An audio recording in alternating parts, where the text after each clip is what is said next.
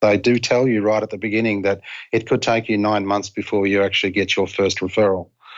And I was sitting there for probably about 5 months and I hadn't had a referral. And I thought, well, maybe I've done the wrong thing and I should probably quit. But all of a sudden, they all started coming in.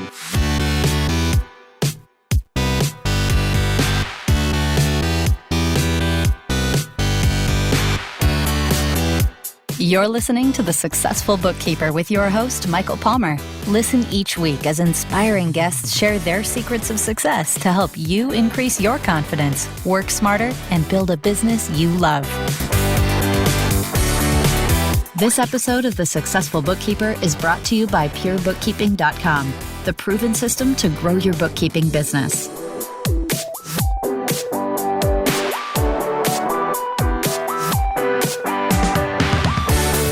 Welcome back to another episode of the Successful Bookkeeper podcast. I am your host, Michael Palmer, and today's show is going to be a great one. Our guest is on the line all the way from Perth, Australia, where he runs Monitor Bookkeeping Services, which provides bookkeeping and payroll services to small and medium enterprises. He also has been in the finance sector for over 20 years and has significant knowledge in corporate accounting. And we're really happy to have him on the show today. Peter Broberg, welcome to the podcast. Thank you, Michael. Yeah, thank you very much. It's a really lovely introduction. Yeah, well, it's great to have you here, and you're about as far away from me as humanly possible, unless you're leaving planet Earth. That's probably about right. It's pretty close, isn't it? All the way around the world. And I've been over to Perth a couple of times. It's a beautiful area of the world, and I recommend anyone that's dreaming of going to Australia, you must put Perth onto your bucket list because there is just so much to see there, and it's just a beautiful part of the world. It certainly is, Michael. Yes, yeah. I love it very much after moving from the eastern states back in 2010, spending most of my life over there and now over here with my family. Yeah, it's a nice place to be, and you've built yourself a very nice business over there as well. So, Peter, perhaps let's start off by sharing your background and how you came to be running Monitor Bookkeeping Services. Yeah, certainly. Thank you. Thank you, Michael. Yes, my background is in financial management, and I worked for a utilities company looking after the finances for probably about a $30 to $40 million business.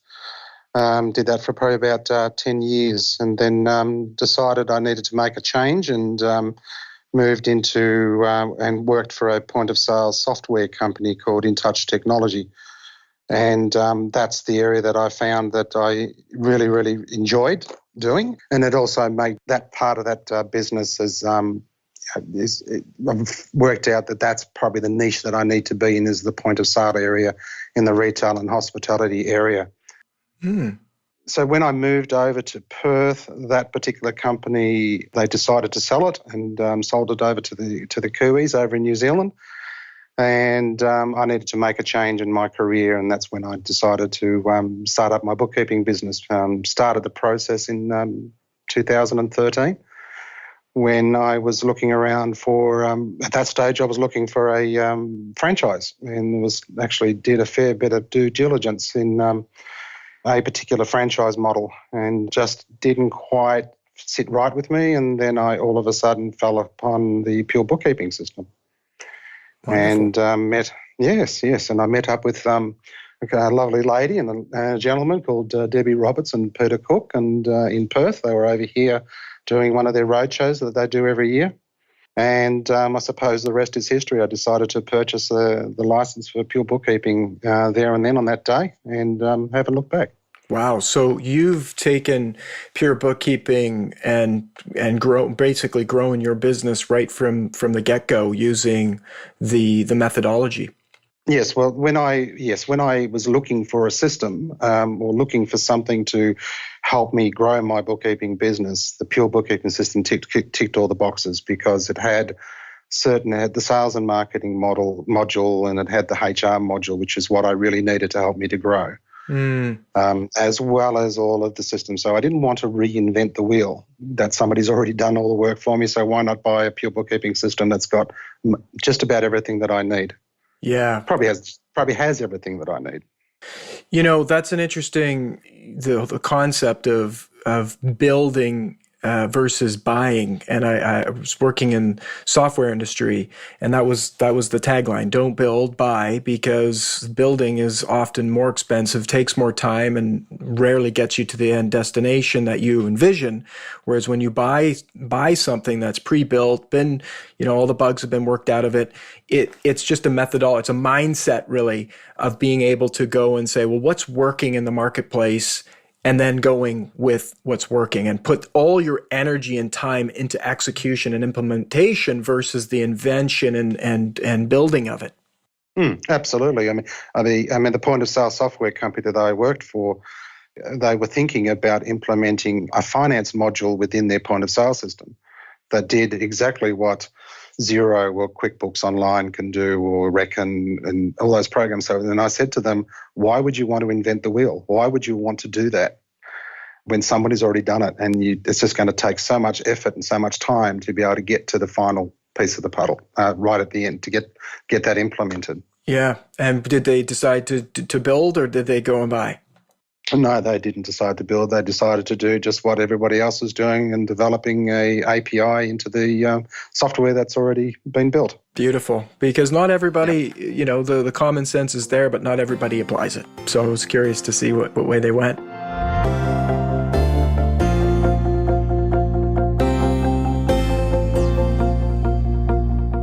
Well, that's great. And it's so amazing to have you on the podcast, because you're all the way in Australia. We've got licensees all over the world.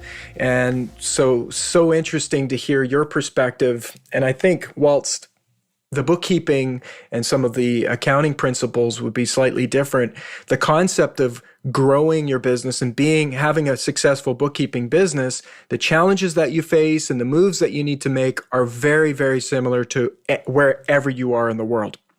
So let's get into a little bit about how your journeys looked, and start off with, what were some of the challenges you faced when growing your business?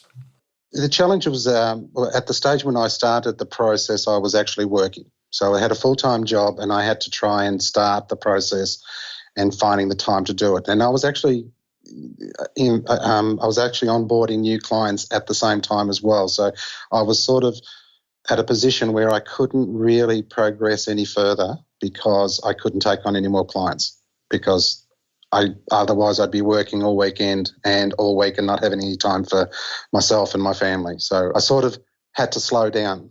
But it was at the time when I was more or less told that your tenure up with the software company is finished, and that your job won't be there anymore after a certain period of time. So that's when things ramped up, and that's when things needed to be done in the business for me to ensure that I had the same cash flow moving forward after leaving that company.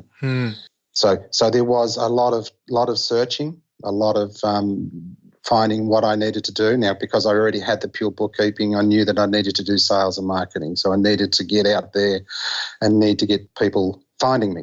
And so that process was really great, having the templates that Debbie has got in the system, and also the contacts as well. So website had to be done. So, all of your social media marketing, obviously SEO, which comes with it as well, also needed to be done. So it's the cost associated with it as well was also an impediment at the beginning as well. Yeah, there's a big and rather big investment of both time and dollars. Indeed. But I was lucky enough. I was reviewing some information on the Firm of the Future series from Intuit, and there were systems in there that Intuit recommended as probably the programs for the future.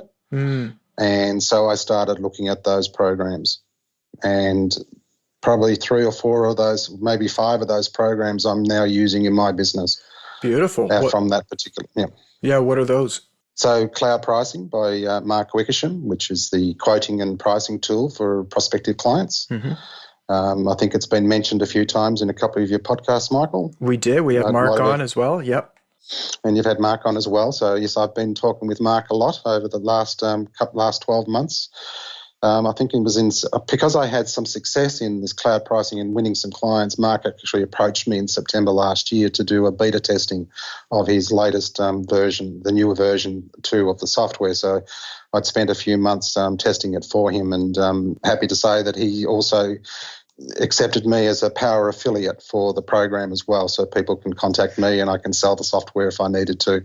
Beautiful. And assist as a support over here in Australia and and anywhere else where anybody wants to get support for the new version. Beautiful. So Mark's been, and I definitely want to get into your pricing methodology and some thoughts around that, but what were some of the other systems that you stumbled upon or discovered and implemented? Yep, certainly. Look, Practice Ignition was one of the ones that I certainly needed, which was to automate the onboarding of clients and sending out proposals, igniting all of the invoicing into Xero or into QuickBooks Online. Then also Carbon as well, and because I sort of started at Carbon right at the beginning. I had Carbon before I had Practice Ignition, but I knew the product roadmap for Carbon were going to be integrating with Practice Ignition at some stage, and same with cloud pricing as well, integrating with Practice Ignition. So having the systems flow right through to the end, to invoicing the customer, managing the client, managing all their tasks, and that's the sort of that's what I was looking for. And I'm proud to say that seems to be working very, very well for the business at the moment. Beautiful. Well, Carbon, and it's Carbon HQ, is correct, yep. Right? Is that? That's correct. Yeah. Carbon HQ, hearing a lot about it all over the place. Yeah, so I tried a few other programs, but I just found Carbon to be the platform seemed to be what I wanted for my business. Yeah, and it sounds each to their own. Yeah, absolutely. There's lots of different options today, and there'll be lots more in the future. And it comes down to what I get from you is just your desire to have a really streamlined system that all speaks to each other, and from top to tail, it's working together. Correct. And that flows on to the systems that you need to look for your client as well. So when you're looking at the add-ons for, with someone that a client might have Xero or QuickBooks Online, and what other add-ons do you need? So looking at the add-on marketplace to implement, streamline, and the businesses as well for their processes as well, which is I really, really enjoy doing. Yes, and I think whilst there's lots of those apps out there, I think that's the conversation. And you and I, before we started the episode this morning, we talked about niching, and you're looking into that for yourself. While there's a lot of apps out there, that's one of the advantages of having a narrow market that you're working with, is that you can actually really get clear as to what software and apps and tools will be essential for working in that industry. That's correct, and that's the way that the industry is moving at the moment. For all industries, all the younger generation are the ones that are coming into the market now, and the older generation is moving out, and so the younger generation are going to be wanting cloud-based programs, add-ons, and to assist and help them with their businesses. Yeah, absolutely.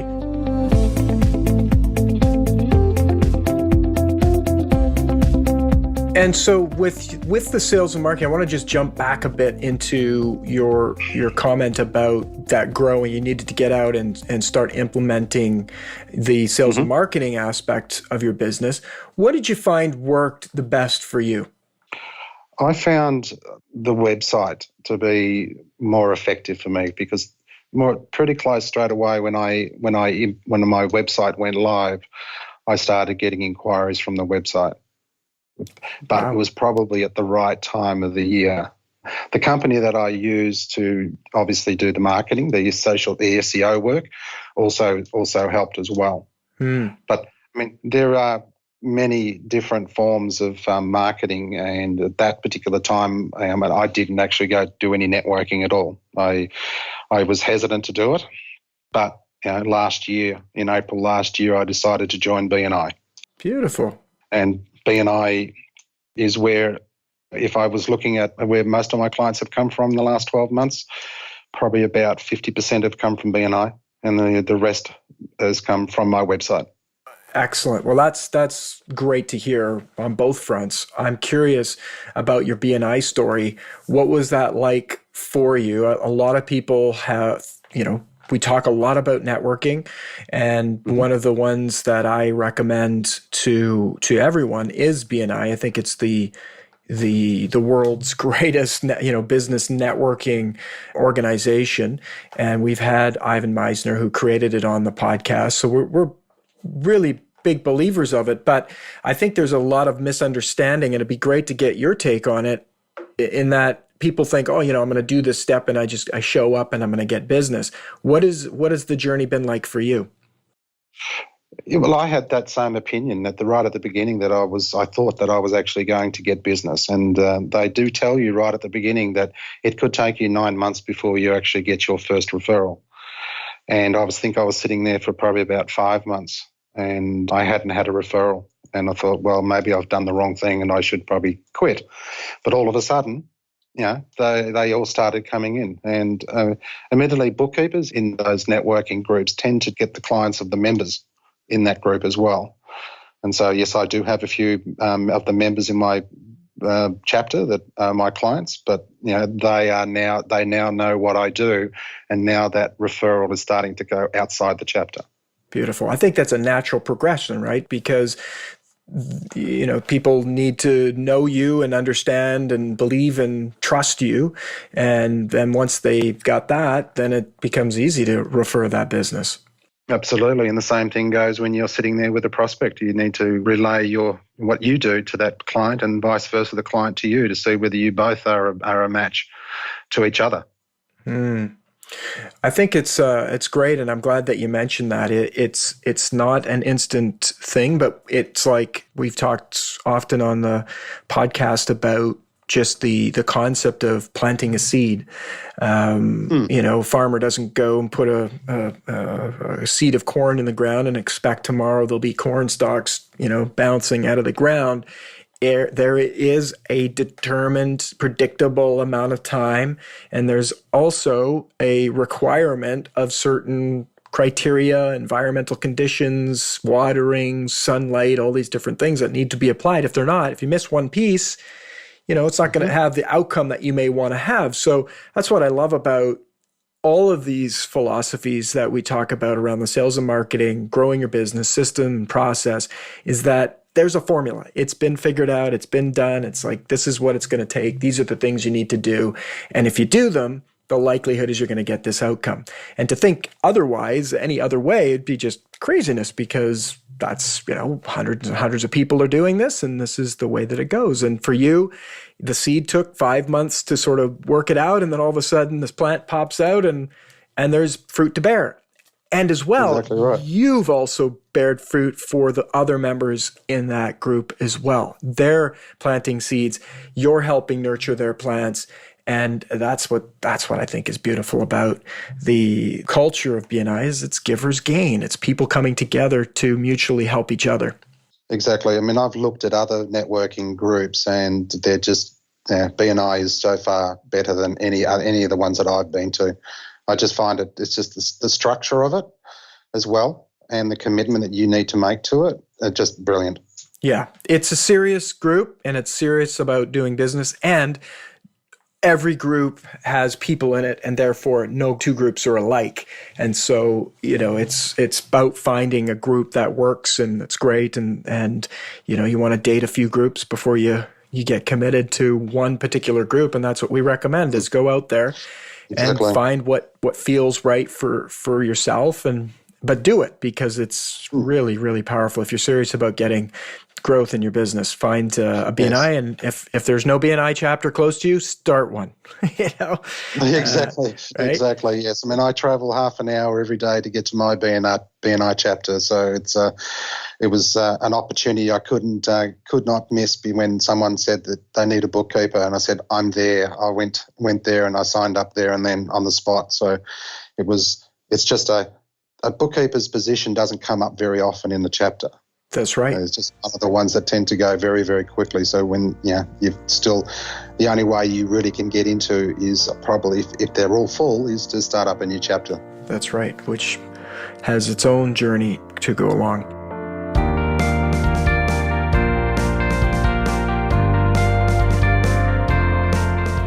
So Peter, some interesting stuff and lovely to hear about your success with BNI.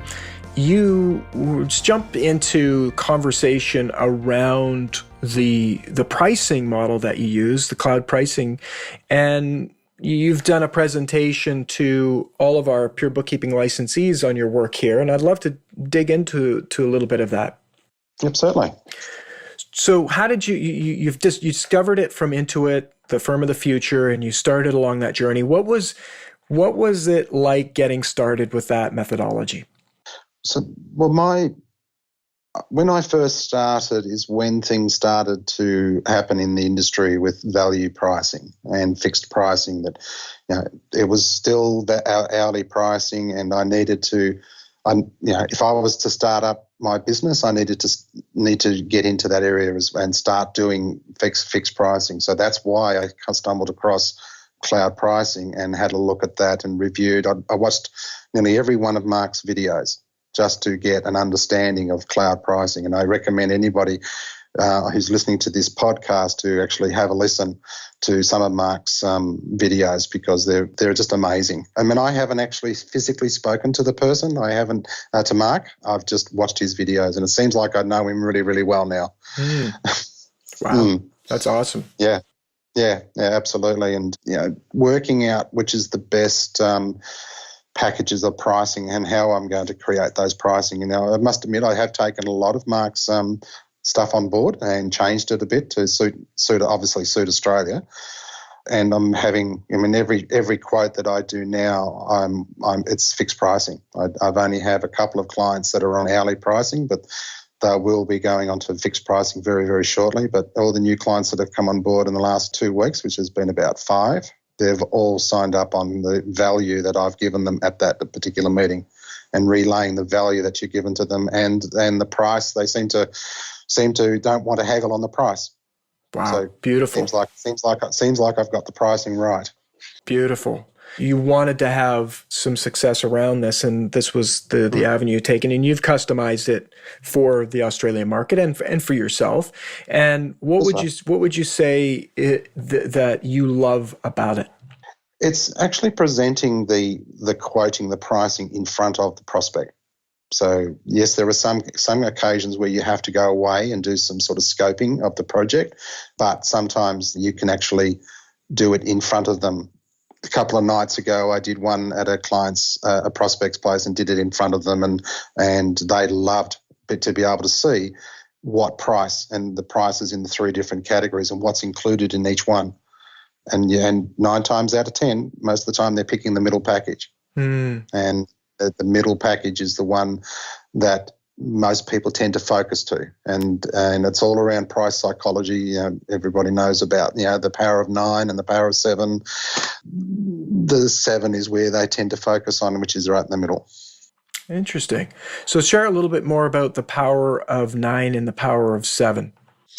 Well, Mark's videos explains it really, really well, but it's people tend to look at either the first digits or the last digits, and it depends on if you're going to value a prospect and you give somebody, say, $405, and for the sake of $6, you present them with $399. That's more appealing to a prospect or somebody mentally. And so the psychology around it, and they tend to purchase that $399, and you'll actually get more purchases for that $399 than you would with the $405.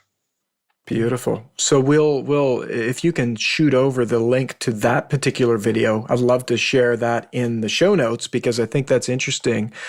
Absolutely. For everyone, the listener, to listen to that and watch and learn about it, because it's remarkable how much can go into pricing your services, and the more we know about this, I think the more we're able to go into the market powerfully.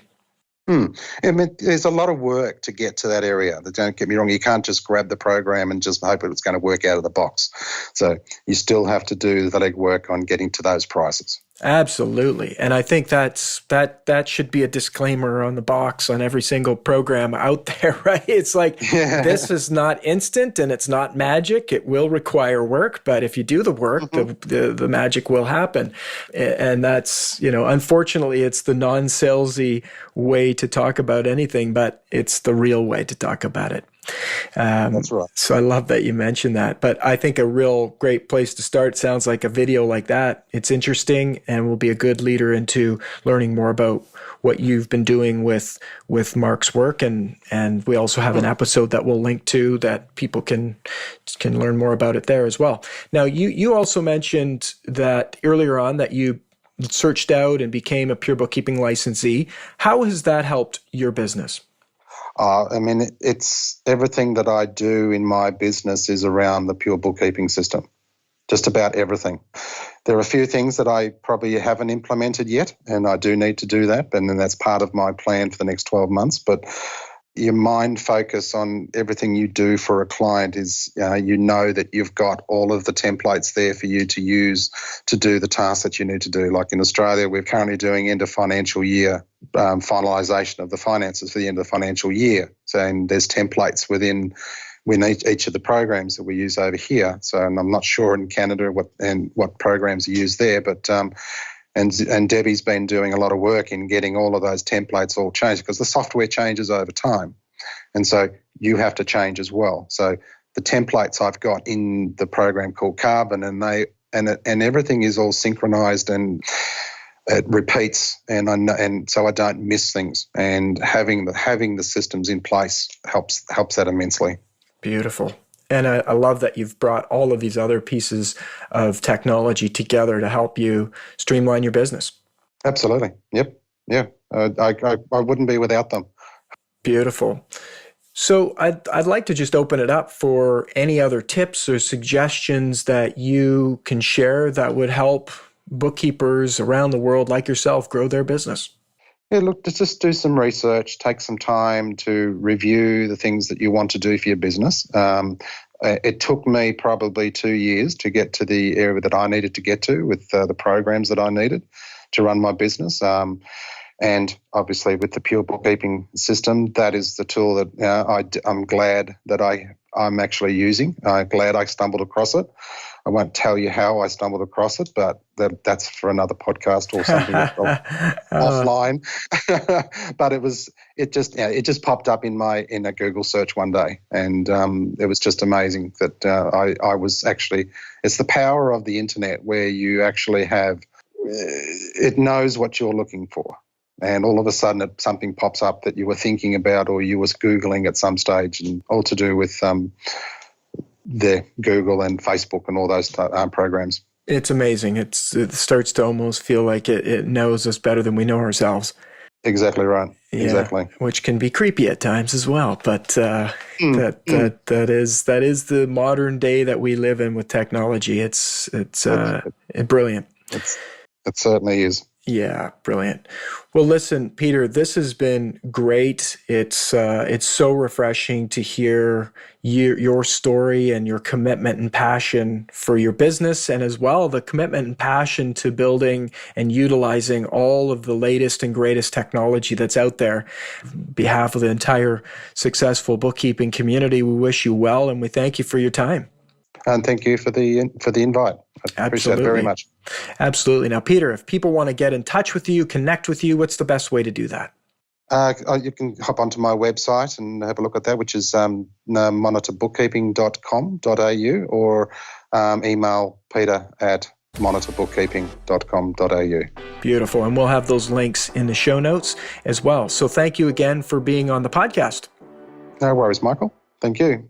That wraps another episode of the Successful Bookkeeper podcast. To learn more about today's guest and to get access to all sorts of valuable free business building resources, you can go to thesuccessfulbookkeeper.com. Until next time, goodbye.